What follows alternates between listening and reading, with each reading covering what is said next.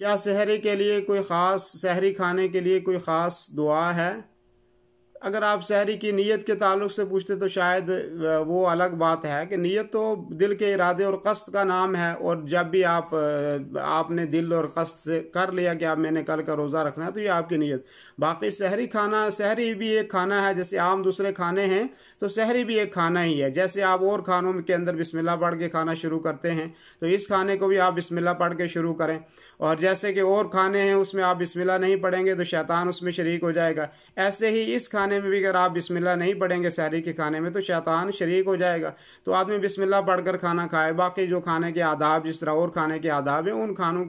کے آداب کی رعایت کرتے ہوئے آدمی کھائے۔ اور ایسے ہی افطاری کے تعلق سے بھی کوئی خاص جو ہے وہ دعا نہیں کہ افطاری کھانے کے لیے کوئی خاص دعا ہے، بلکہ یہ ہے کہ آدمی جب بھی افطاری کرے تو بسم اللہ کر کے افطاری کرے، اور ایسے ہی جب کھا چکے پی چکے تو الحمدللہ جو ہے وہ کہے، اور اس کے بعد دعا اگر کوئی افطاری کے بعد پڑھنا چاہتا ہے ذهب الظماء وابتلت العروق وثبت الاجر انشاءاللہ، کہ پیاس جو ہے وہ بجھ گئی اور رگیں تر ہو گئیں، اور اللہ کے ہاں انشاءاللہ ہمارا اجر جو ہے وہ پکا ہو گیا ہے۔ تو یہ دعا آدمی پڑھ سکتا ہے۔